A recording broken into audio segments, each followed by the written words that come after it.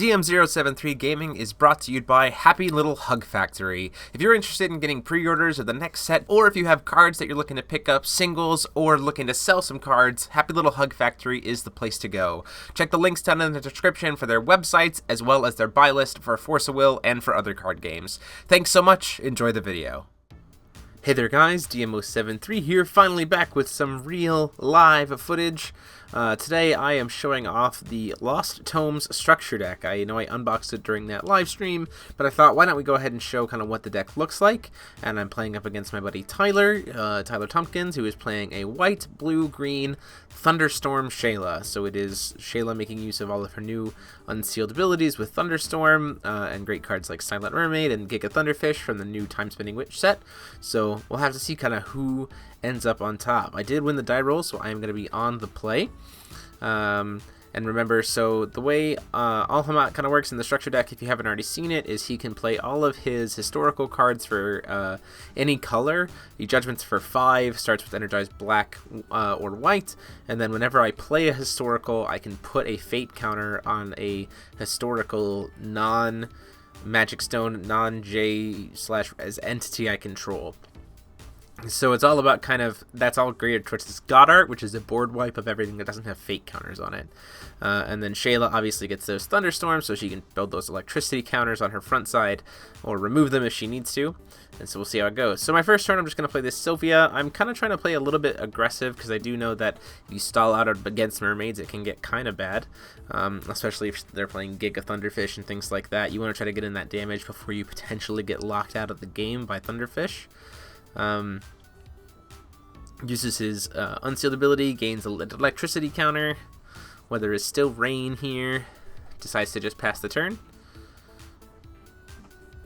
Hit my white stone. Again, the beauty of this structure deck, which I think is great, is that the stones actually don't really matter for the sake of the cards in your hand outside of the true magic stone. So it's a really good way to kind of be like, hey, so we have lots of different stones that you can make use of outside of Alhama'at, you know, if you get into playing the game, but when you're actually playing, it's not going to matter. I hit him for 4 there with the Sylvia and then just passed the turn. He gets that Kage stone, decides to pay the 3 life for it, so he can keep it up, and then just looks at his top 2 cards. Out comes that Silent Mermaid. So Silent Mermaid, when the weather is Thunderstorm, I can't play cards during his turn. It's a pretty good way to kind of keep himself protected. Going to my turn, I'm going to go ahead and, before the upkeep, flash in Viola. So now Sylvia's a 6/6 flying dragon for the turn. It's just for the turn, and I do get that fate counter on her. I'm just trying to get in again, like I said, as much damage as possible and put him in a position where even if he slams a Giga Thunderfish or something like that, the damage from the crackback is just going to be too big. So I hit him for 6 in the air, and then I'll play this Alisaris, which will get me a fate counter on Viola, and then Alisaris removes the top card of my deck from the game, which then lets me, I can cast it as if it were in my hand, and then also my J Ruler gains swiftness when Alisaris is on the board. So again, I'm just trying to kind of keep up the curve here, keep up the aggression, to hopefully make it so that Tyler just can't keep up with all that damage.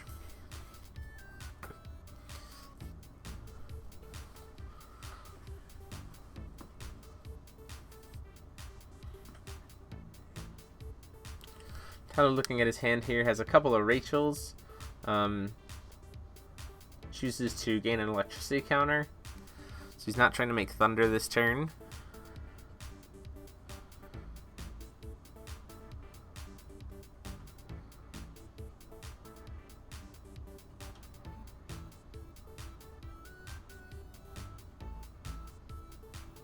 See, he does have that Giga Thunderfish in his hand.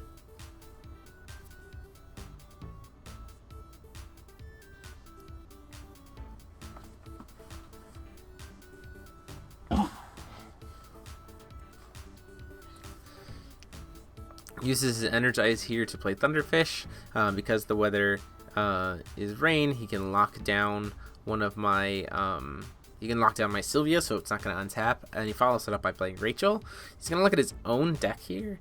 So Rachel does let him look at either player's deck, the top 3 cards, pick one, or pick any number of them to put on the top in any order, and then send the rest to the graveyard. So it's a way for him to kind of dig a little bit for consistency, or if he really wants to, he can start to kind of mill my deck out. Now, in this situation, with his deck, it's primarily used to look at his own and kind of help stack to see what he needs or get cards that he doesn't necessarily need to the graveyard, which is fine for him because he's running Shaela's Foresight in the deck too, which is great because it can then just shuffle his graveyard in. Passing to me, I'm going to call for stone real quick and then just swing in with the Allosaurus. Say let's try to get it some damage. Tries to swing with the Rachel, or I try to swing with the Yola. He tries to block with Rachel, and I use the Forbidden Arts to go ahead and kill it. So now I can search for any card in his deck if he wants, and because I played a historical, now Allosaurus has a fake counter on it, which is great. Looking at that RFG card that Allosaurus has given me access to, seeing if that's worthy of being played. I believe it was a Rachel, which isn't really worth my time since there's no creatures in my graveyard. I haven't really had to worry about anything dying yet, so Rachel's not really doing me much, which is kind of nice because that means that Allosaurus got rid of a card that I didn't really need.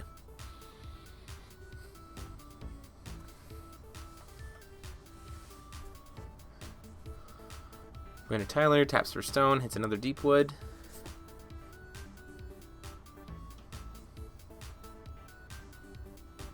It's only one stone away from Gigafish. The problem is, though, I have a lot of pressure on board, which puts him in a spot to potentially not be able to really deal with much. Like I said before, the crackback, because Giga Thunderfish itself doesn't actually get to attack on the turn it comes into play, so it has to try to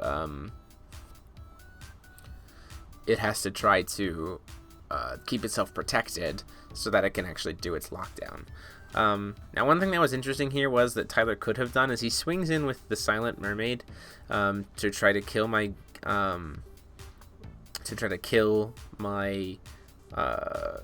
Sylvia here. What he could have done before he even tried to move into combat was just make the Weather Thunderstorm, so then he wouldn't have had to waste a cancel spell here. So that forces me to go, okay, I'll use my cancel spell, or I'll use my kill spell right now. And then since that's used up, then he can just use that for will after it's Thunderstorm to, say, bounce my Viola, bounce my Allosaurus, all kinds of stuff, and still play those Thunderfishes to kind of protect himself. Because he didn't necessarily need to worry about Silent Mermaid stopping me from playing cards, because it was, or surviving, because it had already done its job and kind of forced me to spend all my will, giving him a free turn to play around with. So, Tall for stone, I'm going to go ahead and play Scant Visions. Scant Visions is a great spell for this deck. Lets you look at the top 5 cards of your deck, grab 2 historical resonators from among them, put them into your hand, and then put the rest in the bottom of the deck in any order. So it's essentially a +2, especially in the structure deck, which is 100% historical cards. Going to play Viola, give the other Viola flying and +2/+2. This is so that I can go ahead and just try to kill the Silent Mermaid, get it off the board.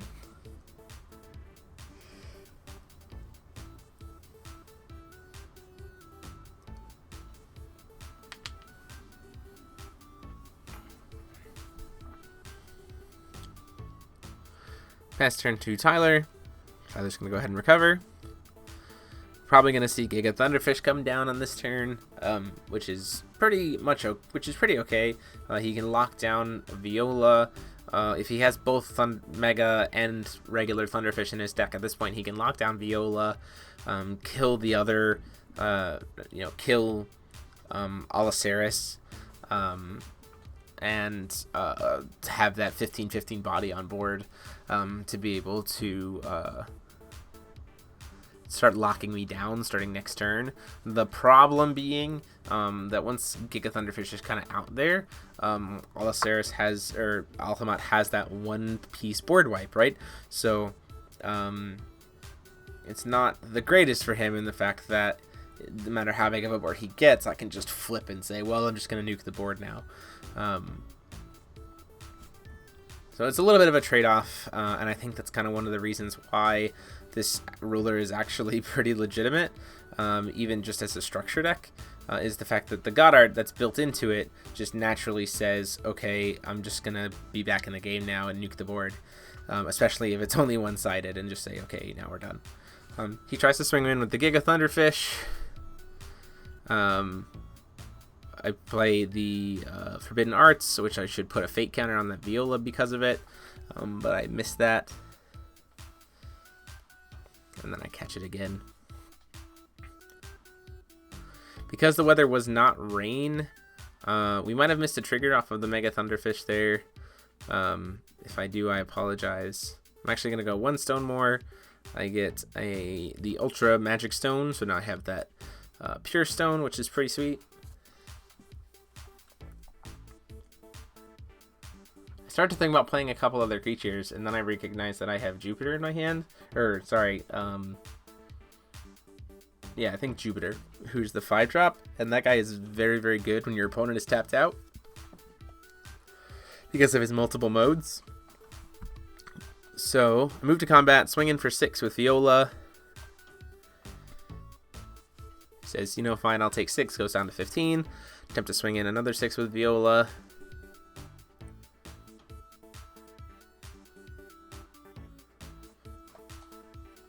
Says, okay, I'll block, and I'm like, that's fine too. Attempt to swing in with Alloceras. He says, well, I'll try to block with my Giga Thunderfish, and I go, well, in response, I will play Jupiter, Quick Cast, and pick his modes of, I start to go pick draw a card too, but then I actually look at it and I go, wait a minute, nope, I can just finish the game off here. I will bounce Giga Thunderfish back to your hand, and I will recover Alloceras.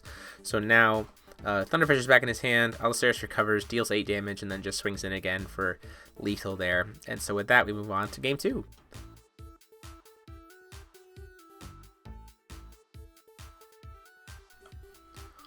So Tyler's put me on the draw in this match, in this play, which I think is probably better for him. Water Shaela decks are primarily tempo, right? So you kind of want to be moving forward on the curve. First turn, Stone, he's going to pay the 3 life for it. Look at the top 3 cards of his deck.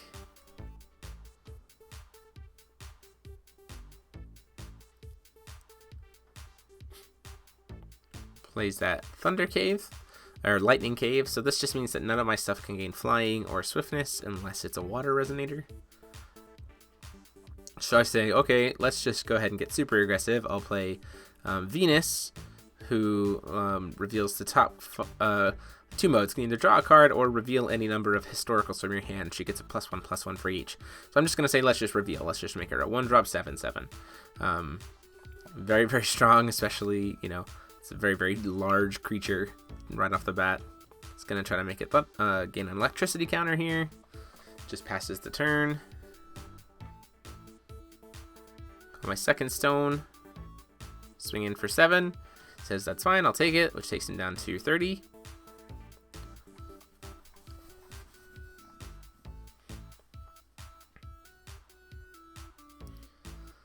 Play another Venus. Put a fate counter on the first one. Reveal 5 again. Just coming in with the 7/7. So just like in 2 turns, 2 7/7s on board. It's pretty strong. Melfi's going to come in here at the end of the turn.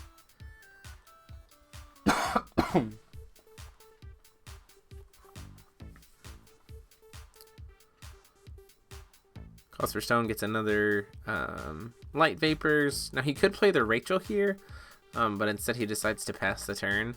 Not entirely sure what his thought process was. Before recovery, I'm going to go ahead and cast Scant Visions.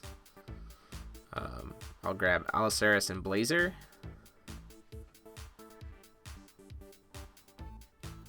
So now I'm going to fate counter on the other Venus to keep her safe from my Goddard if I ever decide to use it. Call for Stone. Play a third Venus, who I'll reveal 6 historicals now. So now she comes in as an 8/8, so just a 1-drop 8/8.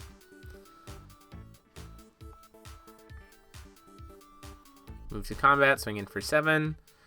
Says that's fine, I'll take 7.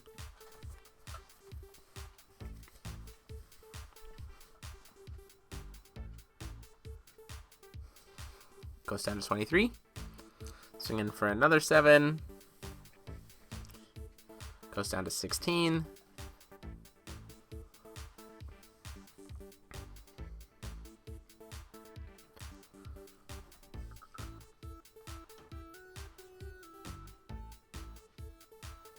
Play a Sylvia here.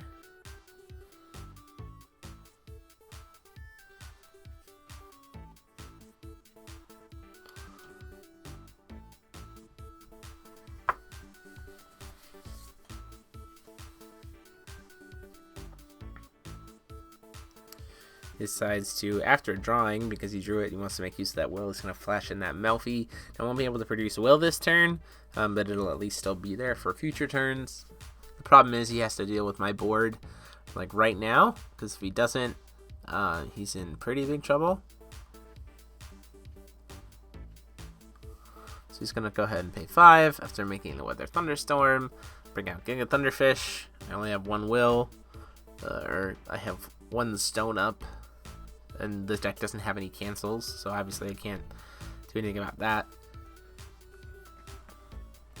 Mega Thunderfish and Thunderfish are going to come out. He's going to lock down one of the 2 Venuses.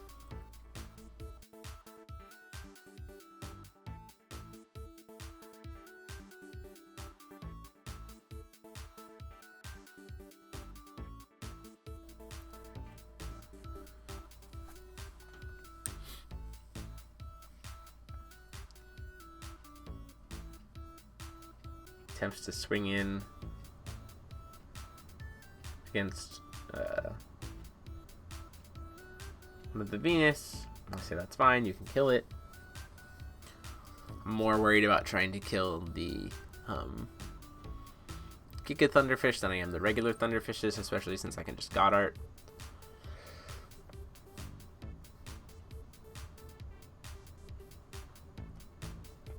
Move to recovery. One of my Venuses is still tapped down because of the Thunderfish effect.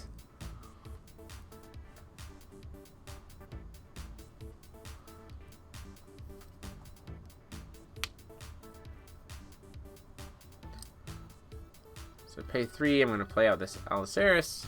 Try to put a fate counter on my Sylvia here. I'll get to look at the top card of my deck. RFG it so that I can cast it later.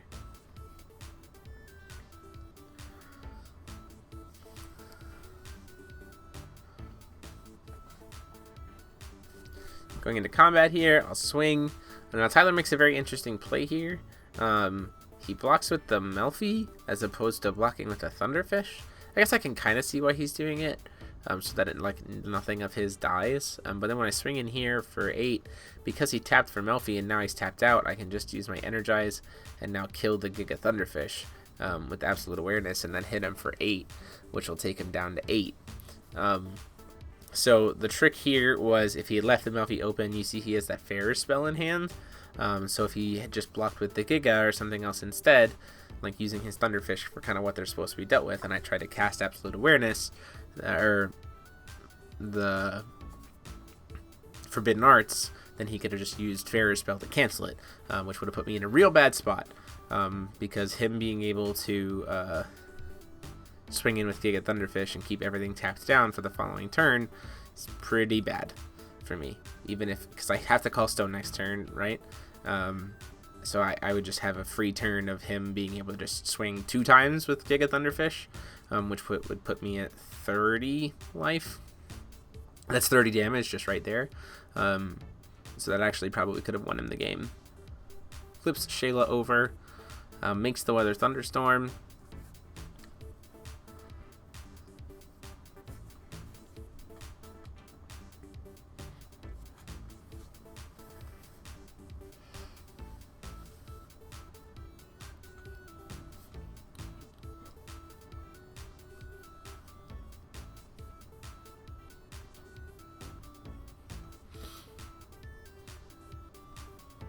The more creatures he can clear off my board at this point, the better.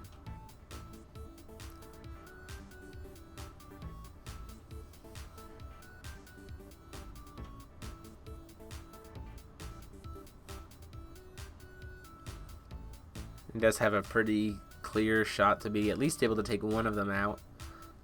with the Mega Thunderfish. He could swing into the Venus, which would either kill the Venus, right, or force the Allosaurus to block. Either way, he gets rid of an 8/8. It's pretty advantageous.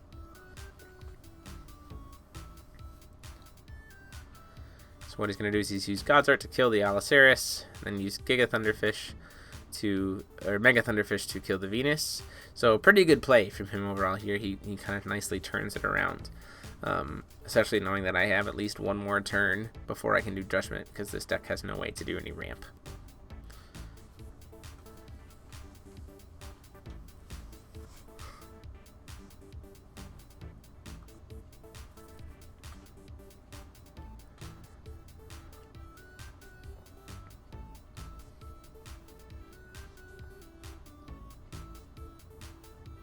So I pay 4 here to play Blazer, and then I attempt to try to look at his hand.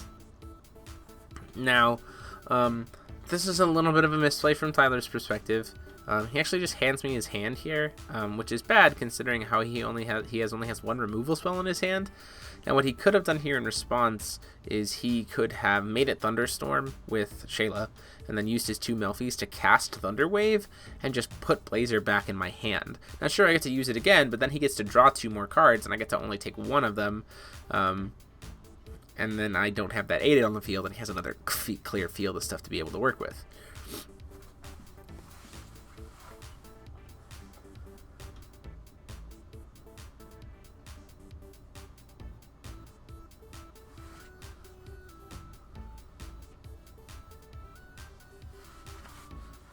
And because of the fact that the Thunder Wave would have happened before the Blazer would have gained its counter, then it means that it's safe to be able to cast the Thunder Wave and bounce the Blazer back, as opposed to in this scenario where he casts Aqua Soul to bring back it and then tries to cast Thunder Wave, and I'll just cancel it using Blazer's counter. So now that he just used 3 will to essentially do nothing, whereas before he could have bounced the Blazer back. This is one of the particular reasons why I think Blazer is actually a really good card in this format, is the fact that he can protect himself once he gets onto the field. So he's a 4-drop 8/8, it looks at your opponent's hand and picks any card. That automatically was good. We used to play Nyarlathotep in the format, which was a 4-drop 8/8 that looked at your opponent's hand and discarded it. Like, that was a good card, even just a hard cast. And so not only that, but he gets a +1/+1 counter, so he's a 9/9, and he has a symbol skill, which I can't remember quite which one it was, and then on top of that, he can cancel something that targets him by removing that +1/+1 counter on him, so he can stay safe. I just think that's good. I think that he has a lot of resilience, and being a 4-drop puts him out of range of a lot of kind of targeted level-wise cards.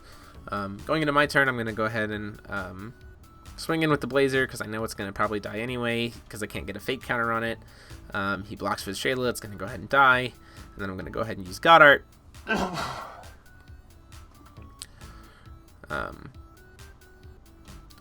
And then try to swing in here with Sylvia and Venus. Now he starts to scoop up his cards, but then he's like, wait a minute, he can produce the Green Will with the Melfies to then flash in a Melfi, to be able to at least block one of them and see if maybe he gets a turn. So for the sake of just kind of seeing what might happen, we're going to go ahead and play it out that way. He's still in a really tough spot here, because even if, I mean, the Melfi's going to die as soon as it comes into play, because he doesn't have another way to play a card this turn.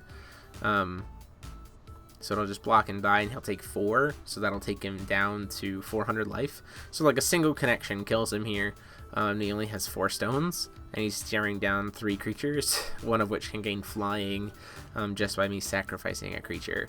If he had another Giga Thunderfish here, it wouldn't be too bad. The problem is, too, again, that he'd have to kill both of my creatures here, because if not, then Alhama'at just sacrifices one of them and says, okay, now that we're done with that, I'm just going to go ahead and fly over and kill you. But he does scoop the game up. But there you have it, guys. That is kind of what Lost Homes kind of does as a deck. It has a lot of versatility and a lot of pretty cool effects in it. And a huge thanks to Tyler for playing that Thunderstorm Shaela. I'll try to get the deck list for the Thunderstorm Shaela for you guys for this weekend. But be on the lookout for more deck profiles and feature matches of the newer release unsealed rulers and the new rulers from the set as we move forward post this release. Thank you guys so much for watching, and thanks for Tyler for playing. Let me know what you thought in the comment sections down below. And until next time, this is GMO73 signing off. Huge thanks to the patrons of the channel. You see their names on the screen here, some of them, and the rest are down below in the description for their support of the channel and the content. If you want to get a chance to get your name in the screen here and access to our private Discord server, please consider supporting the channel on Patreon by clicking that little P on the screen.